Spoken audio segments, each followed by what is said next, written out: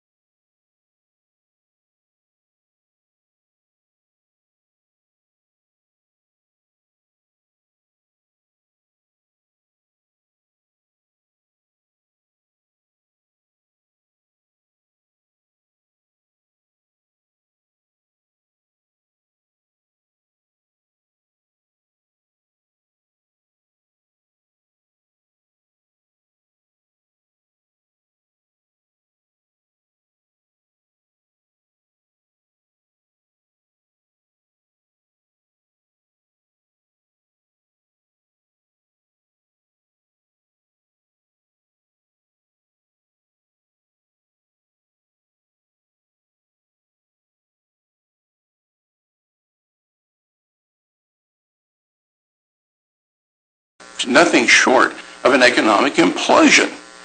And they also have $180 billion in debts that's coming due next year. Russia has probably abused its oil reserves more egregiously than any country in the world, except possibly Venezuela lately. And you would probably know the answer to that one, but it's right up there.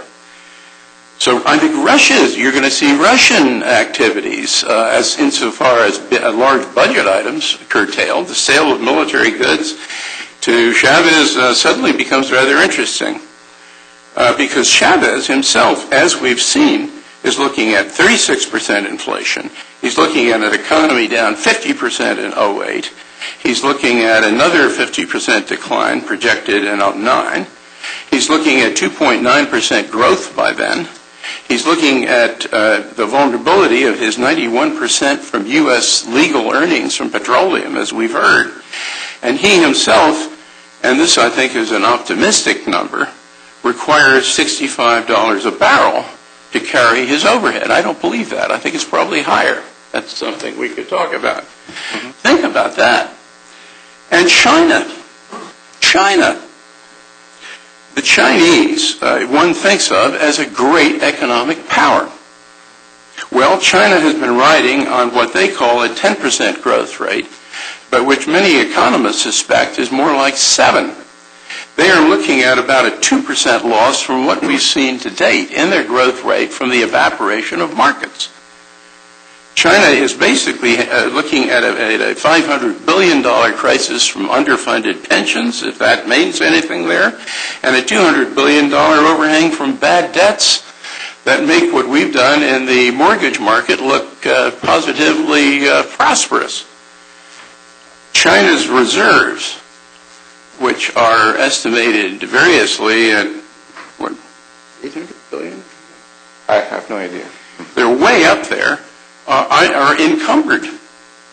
So China is going to be cutting back, albeit more slowly than the others.